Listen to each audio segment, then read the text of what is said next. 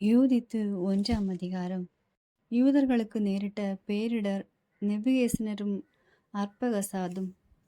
ஒரு காலத்தில் நெபுகஸ்நேர் மன்னன் நினிவே மாநகரில் அசீரியர்களை ஆண்டு வந்தான். அப்பொழுது எக்பதனாவில் அர்பகசாது அரசன் மேதியர் மீது ஆட்சி செலுத்தி வந்தான். அர்பகசாது எக்பதனாவை சுற்றிலும் 3 முழ பருமனும் 6 முழ நீளமுமான செதுக்கிய கற்களை கொண்டு 70 முழ உயரமும் 50 முழ அகலம் உடைய மதில்களை எழுப்பினான். அதன் வாயில்கள் மேல் 100 முழ உயரம் கொண்ட காவல் மாடங்களை கட்டினான். அவற்றின் அடித்தளங்களை 60 முழ அகலத்தில் அமைத்தான். தன்னுடைய வலிமை மிகு படைகள் புறப்பட்டு செல்வதற்கும் காலாட்படை அணிவகுத்து செல்வதற்கும் வசதியாக 70 முழ உயரமும் 40 முழ அகலமும் கொண்ட வாயில்களை கட்டினான். நெபுகேஸ்நேர் மன்னன் தனது ஆட்சியின் 12ஆம் ஆண்டில் ராகாவு நகர எல்லையில் இருந்த பரந்த சமவெளியில் அர்பகசாது அரசனுக்கு எதிராக போர் தொடுத்தான். மலைவாழ் மக்கள் யூப்ரதீசு, திக்ரிசு, உதஸ்பி ஆகிய ஆறுகள் அருகே வாழ்ந்தோர்.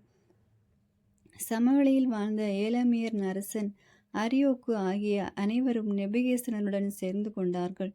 இவ்வாறு பல மக்களினங்கள் கெலையூது மக்களின் படைகளோடு சேர்ந்து கொண்டன. பின்னர் அசீரிய மன்னர் நெபுகேஸ்நர் பாரசீகத்தில் வாழ்ந்தோர் அனைவருக்கும் சிலிசியா, தமஸ்கு, லெபோனன், எதிர் லெபோனன் ஆகிய மேற்கு நாடுகளில் வாழ்ந்தோர் யாவருக்கும், கடற்கரை வாழ் மக்கள் எல்லோருக்கும், கர்மேல், கிளையாது, வட கலிலேயா, எஸ்திரோலன் பெரும் சமவெளி எங்கும் வாழ்ந்த மக்களினத்தர் எல்லோருக்கும், சமாரியாவிலும் அதன் நகர்களிலும் வாழ்ந்தோர் அனைவருக்கும், யோர்தானுக்கும் மேற்கே எருசலேம், பாத்தோன், கெலுசு, காதேசு, எகிப்தின் எல்லையில் இருந்த ஓடை வரை வாழ்ந்தோருக்கும், தபீனா, ராம்சேசு, கோசேன் பகுதிகளின் மக்கள் எல்லோருக்கும், தானி மேப்பிசுக்கும் அப்பால் எத்தியோப்பியாவின் எல்லை வரை எகிப்தில் வாழ்ந்த எல்லோருக்கும் தூது அனுப்பினான். ஆனால் இந்த நாடுகளில் வாழ்ந்தோர் யாருமே அசீரிய மன்னன் நெபுகேஸ்நரின் சொல்லை பொருட்படுத்தவில்லை. அவனோடு சேர்ந்து போரிட முன் வரவில்லை. அவனுக்கு அவர்கள் அஞ்சவும் இல்லை. ஆனால் அவனை யாரோ ஒரு மனிதனாகவே கருதினார்கள். அவனுடைய தூதர்களை இழிவுபடுத்தி வெறுங்கயராய் திருப்பி அனுப்பினார்கள். ஆகவே நாடுகள் அனைத்தின் மீதும் நெபுகேஸ்நர் கடும் சினம் கொண்டார்.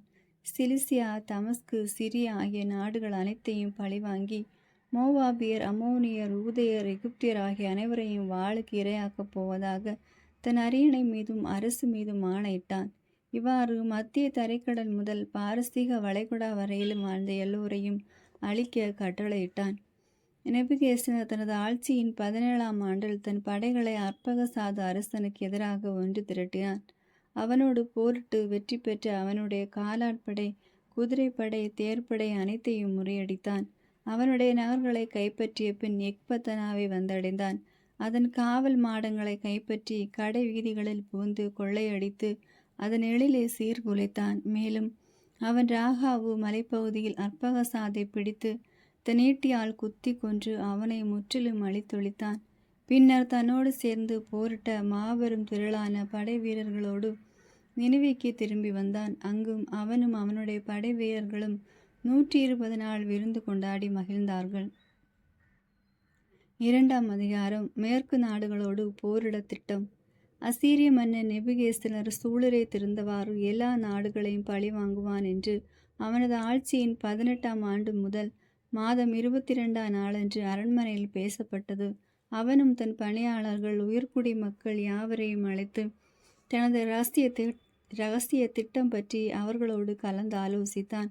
அந்த நாடுகளின் சூழ்ச்சி பற்றி தன் வாய்ப்பட முழுமையாக எடுத்துரைத்தான்.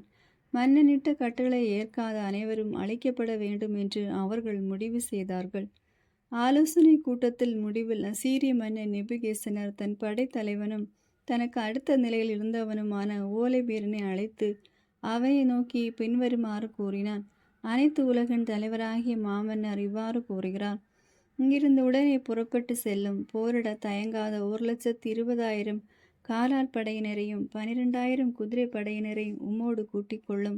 நான் கொடுத்த ஆணைக்கு மேற்கு நாட்டவர்கள் எவருமே பணியாததால் அவர்களுக்கு எதிராக படையெடுத்து செல்லும்.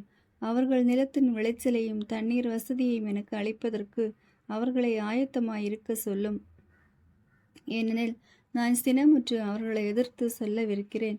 அவர்களது நாடு முழுவதையும் என் படை வீரர்களின் காலடிகள் மூடும். அதனை அவர்கள் சூறையாடும்படி கையளிப்பேன். அவர்களுடைய காயமடைந்தோர் பள்ளத்தாக்குகளை நிரப்புவார். ஓடைகளும் ஆறுகளும் அவர்களின் பிணங்களால் நிரம்பி வழியும். நிலத்தின் கடை எல்லைக்கே அவர்களை நாடு கடத்துவேன். நீர் எனக்கு முன்னதாக புறப்பட்டு சென்று அவர்களின் நாடுகளை எல்லாம் என் பெயரால் கைப்பற்றும். அவர்கள் உம்மிடம் சரணடைந்ததால் அவர்களை நான் தண்டிக்கும் நாள் வரை காவலில் வைத்திரும். பணிய மறுப்பவர்களுக்கோ இரக்கம் காட்டாதீர். நீர் கைப்பற்று நாடெங்கும் அவர்களை கொலைக்கும் கொள்ளைக்கும் கையளித்துவிடும். என் உயிர் மேல் ஆணை, என் அரசின் ஆற்றல் மேல் ஆணை, நான் சொன்னதையெல்லாம் என் கையாலே செய்து முடிப்பேன். உன் தலைவரின் ஆணைகளில் எதனையும் மீறாதீர். நான் உமக்கு கட்டளையிட்டவாறை அவற்றை திண்ணமாய் செய்து முடியும். காலம் தாழ்த்தாமல் செயல் புரியும். ஓலைபெர்னரின் படையெடுப்பு. ஓலைபெர்ன் தன் தலைவரிடமிருந்து சென்று அசீரிய படையின் தலைவர்கள், தளபதிகள், அலுவலர்கள் ஆகிய அனைவரையும் தன்னிடம் அழைத்தான். தலைவன் தனக்கு ஆணையிட்டபடி 1,20,000 தேர்ந்தெடுத்த வீரர்களையும் வில் வீரர்களையும் குதிரை படையினர் 12,000 பேரையும் திரட்டினான். பெரும் படை ஒன்று போர் தொடுக்க செல்லும் முறைப்படி அவர்களை அணிவகுக்க செய்தான். மேலும் தங்கள் பொருட்களை சுமந்து செல்ல பெருந்திரளான ஒட்டகங்களையும் கழுதைகளையும் கோவேறு கழுதைகளையும் உணவுக்கு தேவைப்பட்ட எண்ணற்ற செம்மறி ஆடுகளையும் மாடுகளையும் வெள்ள ஆடுகளையும் அனைவருக்கும் போதுமான உணவுப் பொருட்களையும் அரண்மனையிலிருந்து மிகுதியான பொன்னையும் வெள்ளியையும் திரட்டி கொண்டான். இவ்வாறு தேர்ப்படையினர், குதிரை படையினர், தேர்ந்தெடுத்த காலாட் படையினர் ஆகியோர் அடங்கிய தன் முழு படையுடன் நெபுகேசனர் மன்னனுக்கு முன்னதாக சென்று மேற்கு பகுதி முழுவதையும் நிரப்புமாறு ஓலைபெர்ன் புறப்பட்டான். அப்பொழுது பல இனங்களைச் சேர்ந்த எண்ணிலடங்காத பெருங்கூட்டம் ஒன்று வெட்டுக்கிளிகளின் திரள் போலும் நிலத்தின் புழுதி போலும் அவர்களோடு புறப்பட்டு சென்றது. அவர்கள் நினிவேயிலிருந்து புறப்பட்டு பெத்லேது சமவெளியை நோக்கி 3 நாள் பயணம் சென்றார்கள். அதை தாண்டி மேல் சிலிசியாவுக்கு வடக்கே மலை அருகில் பாசறை அமைத்தார்கள். ஓலைபெர்ன் தன் காலாட்படை, குதிரைப்படை, தேர்ப்படை அடங்கிய முழு படையையும் அங்கிருந்து நடத்தி கொண்டு மலை நாட்டிற்கு முன்னேறி சென்றான்.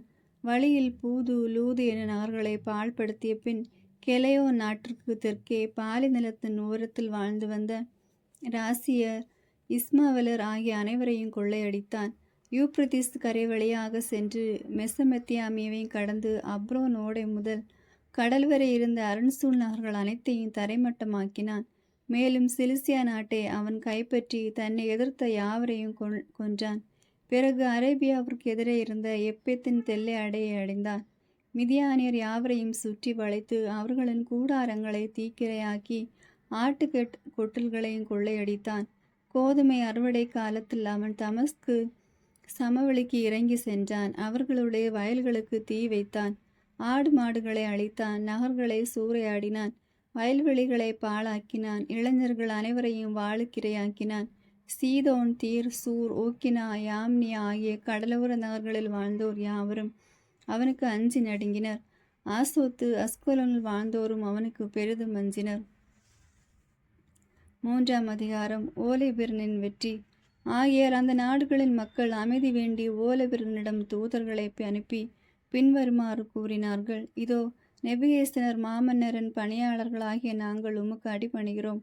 எங்களை உமது விருப்பப்படியே நடத்தும். மேலும் எங்களுடைய வீடுகள், நாடுகள், கோதுமை வயல்கள், ஆடு மாடுகள், எங்களுடைய குடியிருப்புகளில் உள்ள ஆட்டுக்கூட்டில்கள் அனைத்தும் உமக்கே சொந்தம். உமது விருப்பப்படியே அவற்றை பயன்படுத்தும். எங்கள் நகர்களும் உம்முடையவை, அவற்றின் குடிகள் உமக்கே அடிமைகள். எனவே நீர் வந்து உம் விருப்பப்படியே நடத்தும். அத்தூதர்கள் ஓலைபெர்னிடம் வந்து மேற்கண்ட செய்தியை அறிவித்தார்கள். இதை அறிந்ததும் அவன் தன் படையுடன் கடற்கரை பகுதிக்கு இறங்கி சென்று அரண்சூழ் நகர்கள் அனைத்திலும் காவற்படைகளை அமர்த்தினான். அவற்றினின்று தேர்ந்தெடுத்த வீரர்களை தன் துணைப்படையாக வைத்து கொண்டான். அந்நகர்களின் மக்களும் அவற்றின் சுற்றுப்புறங்களிலும் வாழ்ந்தோர் அனைவரும் அவனுக்கு மாலை அணிவித்து முரசறைந்து நடனமாடி வரவேற்பு அளித்தனர். ஆயினும் அவர்களுடைய திருவிடங்களை எல்லாம் அவன் தகர்த்தெறிந்தான்.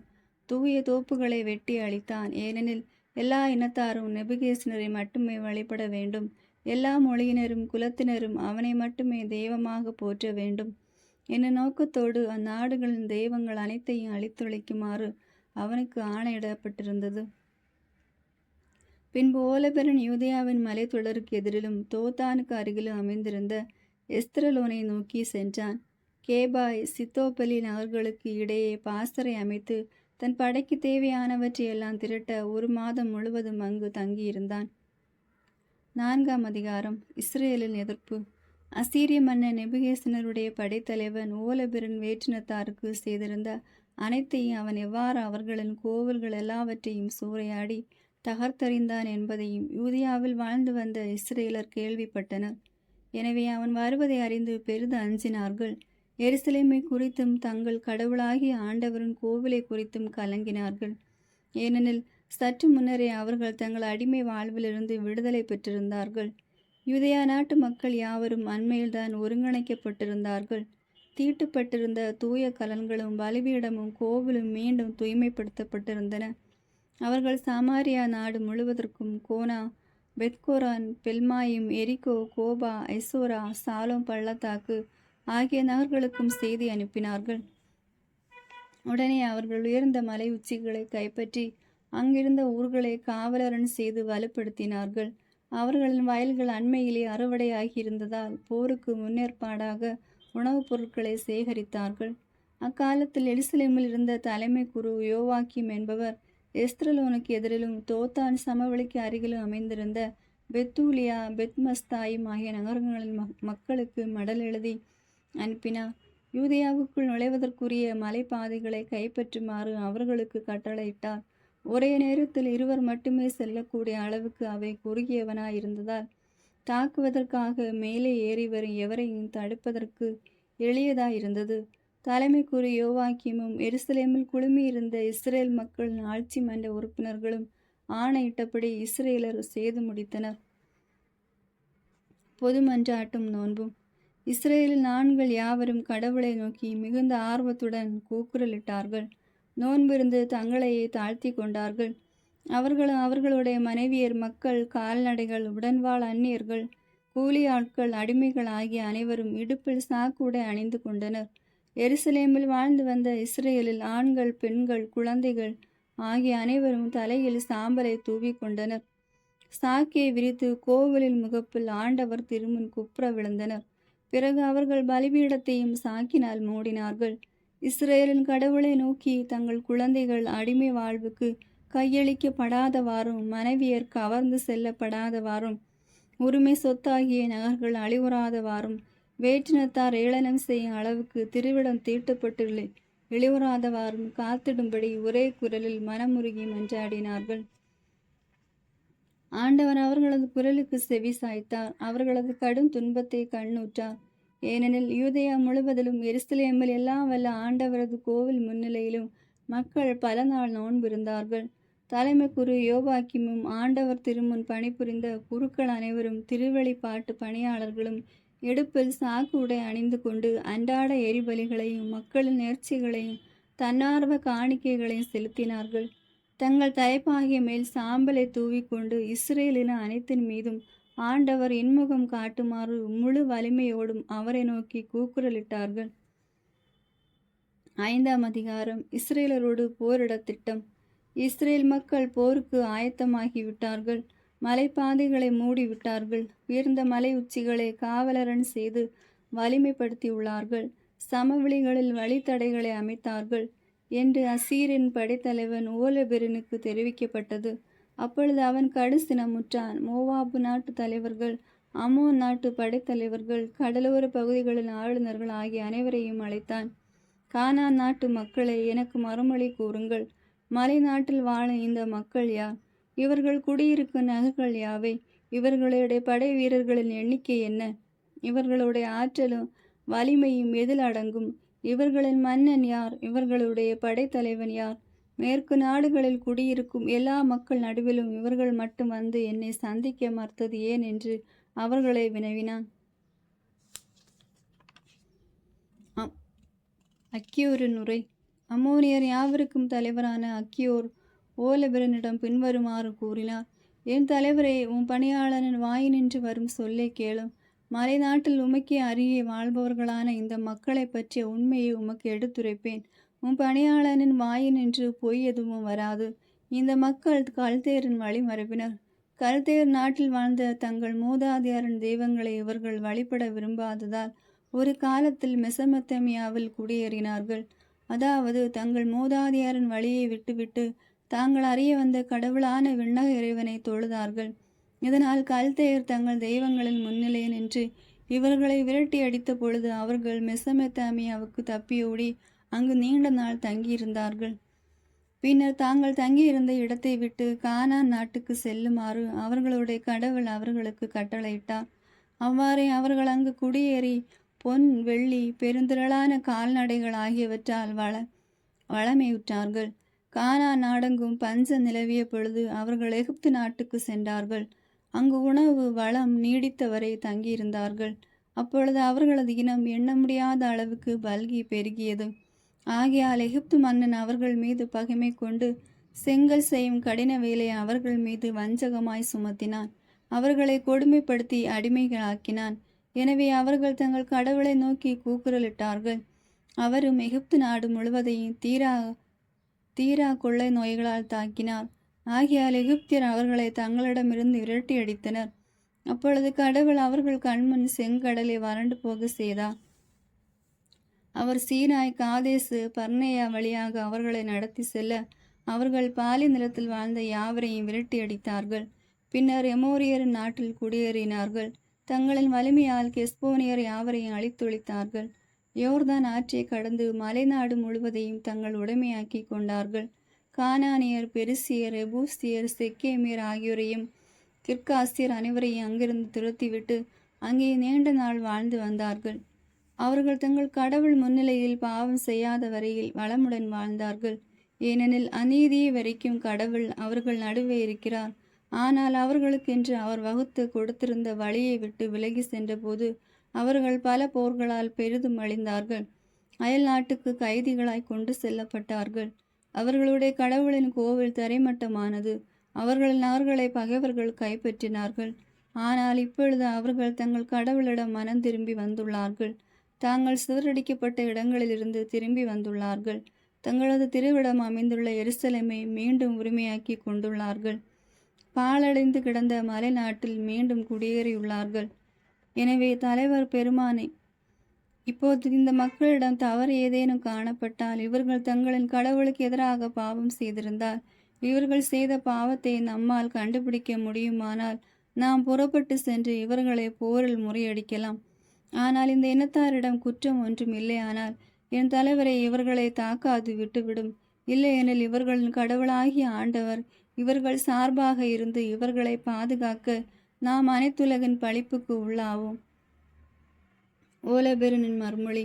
அக்கியோர் பேசி முடிந்தவுடன் கூடாரத்தை சூழ்ந்து நின்ற மக்கள் எல்லோரும் முறுமுறுத்தார்கள். ஓலபெருன் அலுவலர்களும் கடலோரத்திலும் மோவாபிலும் வாழ்ந்தோர் யாவரும் அக்கியோரை கொன்று போடுங்கள். இஸ்ரேலருக்கு நாம் அஞ்ச தேவையில்லை. ஏனெனில் அம்மக்கள் கடுமையாய் போரிடும் வலிமையோ ஆற்றலோ அற்றவர்கள். ஆகவே ஓலபெருன் எம் தலைவரை, நாம் மேலே முன்னேறி செல்வோம். உமது பெரும்படைக்கு அவர்கள் இரை ஆவார்கள் என்று கூறினர். 6ஆம் அதிகாரம். ஆட்சி மன்றத்துக்கு வெளியே நின்ற கூட்டம் எழுப்பிய கூச்சல் ஓய்ந்த பின் அசீரிய படைத்தலைவன் ஓலபெருன் அயல் நாட்டினர் அனைவரின் முன்னிலையிலும் அக்கியோரிடமும் மோவாபியர் அனைவரிடமும் பின்வருமாறு கூறினான். இஸ்ரேல் இனத்தாரிடம் போரிட வேண்டாம். ஏனெனில் அவர்கள் கடவுள் அவர்களை பாதுகாப்பார் என எங்களுக்கு இன்று இறைவாக்குரைக்க அக்கியோரே, நீ யார்? எப்ராஹிமின் கூலி படைகளை, நீங்கள் யார்? நெபுகேசனரை தவிர வேறு தெய்வம் உளரோ? அவர் தம் படையை அனுப்பி இஸ்ரேலரை உலகிலிருந்தே அழித்தொழிப்பார்.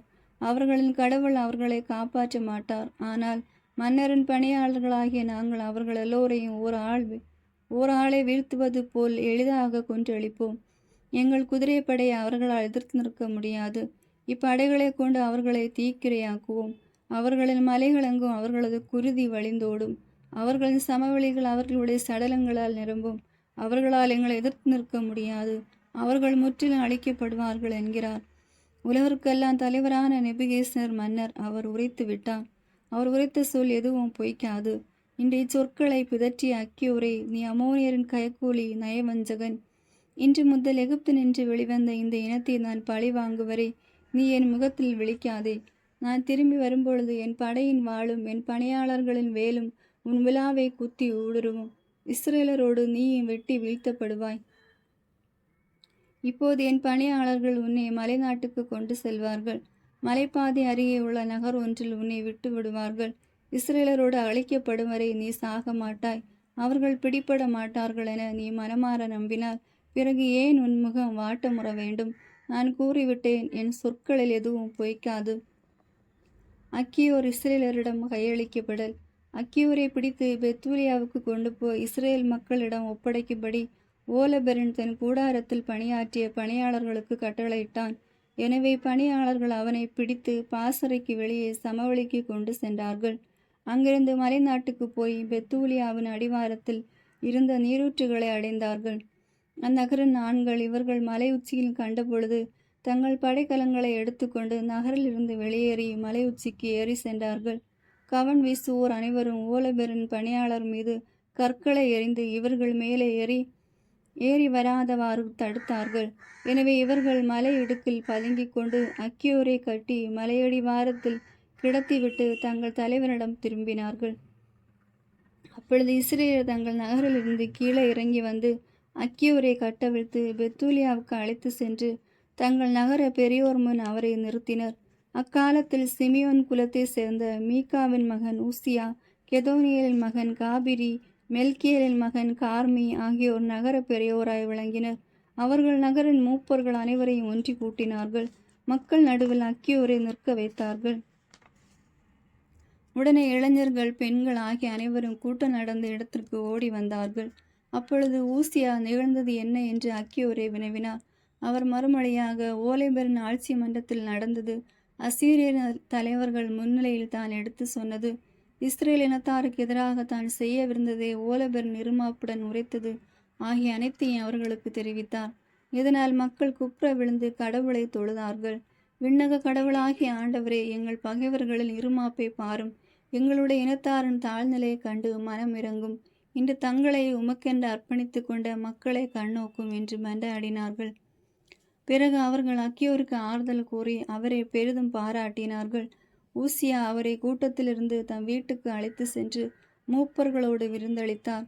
அவர்கள் இஸ்ரேலின் கடவுளை துணை வேண்டி அன்றிரவு முழுவதும் மன்றாடினார்கள். 7ஆம் அதிகாரம். பெத்தூலியா மீது முற்றுகை.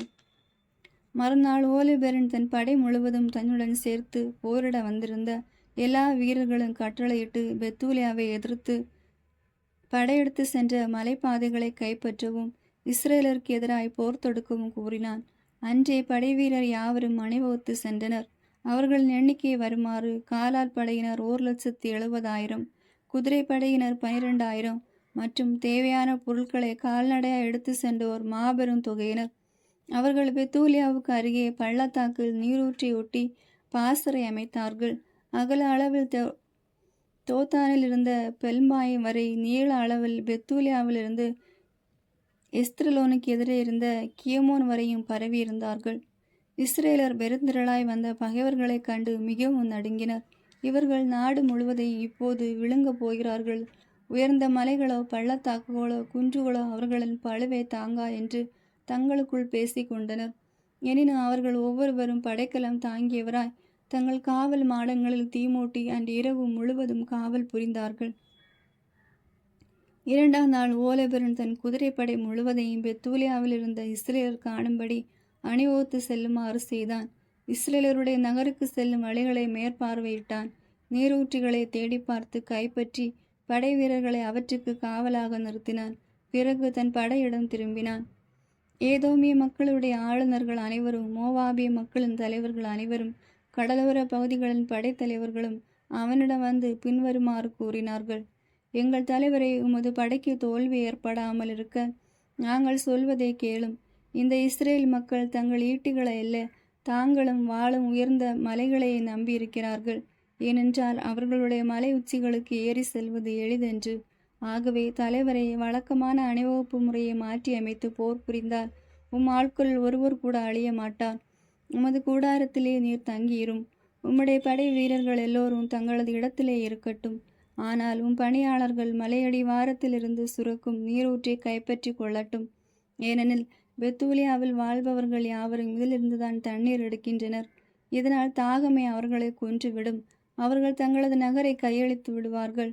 இதற்கிடையில் நாங்களும் எங்கள் ஆட்களும் அருகில் உள்ள மலை உச்சிகளுக்கு ஏறி சென்று அங்கு பாசறை அமைத்து ஒருவரும் நகரை விட்டு வெளியேறாதவாறு பார்த்து கொள்வோம். அவர்களும் அவர்களின் மனைவியரும் மக்களும் பசியால் நலிவுறுவார்கள். வாளுக்கு இரையாகும் முன்பே தாங்கள் வாழும் நகரின் தெருக்களில் அவர்கள் மடிந்து கிடப்பார்கள். அவர்கள் உம்மை அமைதியாய் ஏற்றுக்கொள்ளாமல் கிளர்ச்சி செய்வதற்கு தண்டனையாக அவர்களுக்கு இவ்வாறு தீங்கிழைப்பீர். அவர்களுடைய கூற்று உலபேரனுக்கு அவனுடைய பணியாளர்கள் யாவருக்கும் ஏற்றதாய் இருந்தது. ஆகையால் அவர்கள் சொன்னபடியே செய்ய அவன் கட்டளையிட்டான். எனவே அம்மோனிய படை வீரர்கள் அசீரிய படை வீரர்கள் 5000 பேருடன் சேர்ந்து முன்னேறி சென்று பள்ளத்தாக்கில் பாசறை அமைத்து இஸ்ரேலருக்கு தண்ணீர் கிடைக்காதவாறு அவர்களின் நீரூற்றுகளை கைப்பற்றினார்கள். ஏசாவின் மக்களும் அம்மோனியரும் ஏறி சென்று மலைநாட்டில் தோத்தானுக்கு எதிரே பாசறை அமைத்தார்கள். தங்கள் சிலரை தென்கிழக்கில் எக்ரபேலுக்கு எதிரில் அனுப்பினார்கள். இது மக்மூர் என்ற ஓடை ஓரத்தில் அமர்ந்திருந்த கூசி என்ற இடத்துக்கு அருகே இருந்தது. அசீரின் எஞ்சிய வீரர்கள் சமவெளியில் பாசறை அமைத்து நாடு முழுவதையும் நிரப்பினார்கள். அவர்களுடைய கூடாரங்களும் பொருட்களும் பெரியதொரு பாசறையாக அமைந்து நெடுந்தொலை பரவி இருந்தன. உள்ளந்தளர்ந்து போன இஸ்ரேலர் தங்கள் கடவுளாகிய ஆண்டவரை நோக்கி கதறினர். ஏனெனில் அவர்களை சூழ்ந்து கொண்ட பகைவர்களிடமிருந்து தப்பிக்க வழியே இல்லை. காலால் படை, தேர்ப்படை, குதிரைப்படை அடங்கிய அசீரியரின் படைத்திரள் முழுவதும் 34 நாள் இஸ்ரேலரை சூழ்ந்து கொள்ள பெத்தூலியாவில் வாழ்ந்தவர்கள் அனைவருடைய தண்ணீர் கலன்களும் வெறுமையாயின. நீர்த்தொட்டிகள் வறண்டு கொண்டிருந்தன. ஒரு நாளாவது தாகந்தீர குடிக்க போதுமான தண்ணீர் கிடைக்கவில்லை. அவர்களுக்கு குடிநீர் அளவோடுதான் கொடுக்கப்பட்டது. அவர்களின் குழந்தைகள் சோர்வுற்றார்கள். பெண்களும் இளைஞர்களும் தாகத்தால் மயக்கமடைந்து நகரின் தெருக்களிலும் வாயில்களிலும் விழுந்து கிடந்தார்கள். ஏனெனில் அவர்களிடம் வலுவே இல்லை. இளைஞர்கள், பெண்கள், சிறுவர்கள் எல்லோரும் ஊசியாவிடமும் நகரின் பெரியோர்களிடமும் கூட்டமாய் சென்று உரத்த குரல் எழுப்பினார்கள். மூப்பர்கள் அனைவரும் முன்னும் பின்வருமாறு கூறினார்கள்.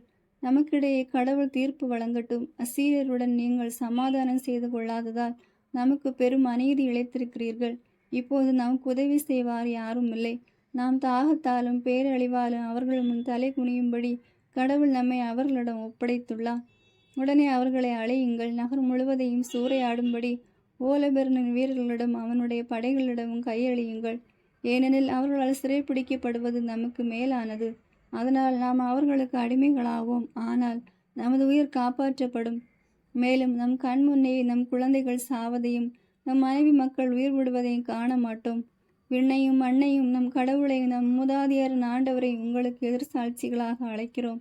அவர் நம் பாவங்களுக்கு ஏற்பவும் நம் மூதாதையரின் பாவங்களுக்கு ஏற்பவும் நம்மை தண்டிப்பவர். நாங்கள் சொன்னவாறு கடவுள் என்று நிகழாமல் பார்த்து கொள்வாராக. அப்போது மக்கள் கூட்டத்திலிருந்து ஒருமித்த பெரும் புலம்பல் எழுந்தது. அவர்கள் எல்லோரும் கடவுளாகிய ஆண்டவரை நோக்கி உரத்த குரலில் மன்றாடினார்கள். ஊசியா அவர்களை நோக்கி, சகோதரர்களை துணிவு கொள்ளுங்கள். மேலும் 5 நாளுக்கு பொறுத்து கொள்வோம். அதற்குள் நம் கடவுளாகிய ஆண்டவர் நமக்கு இரக்கம் காட்டுவார். அவர் நம்மை முற்றிலும் புறக்கணித்து விடமாட்டார். 5 நாள் கடந்த பின்னர் நமக்கு உதவி ஏதும் கிடைக்கவில்லை என்றால் நீங்கள் சொன்னவாறே செய்கிறேன் என்று கூறினார். பிறகு மக்கள் கலைந்து தாங்கள் காவல் புரிய வேண்டிய இடங்களுக்கு அவர் போக செய்தார். அவர்கள் நகரின் மதில்களுக்கு கோட்டைகளுக்கும் சென்றார்கள். பெண்களும் பிள்ளைகளும் அவரவர் தம் வீடுகளுக்கு திரும்பினார்கள். நகரெங்கும் மக்கள் பெரிதும் சோர்வுற்றிருந்தார்கள்.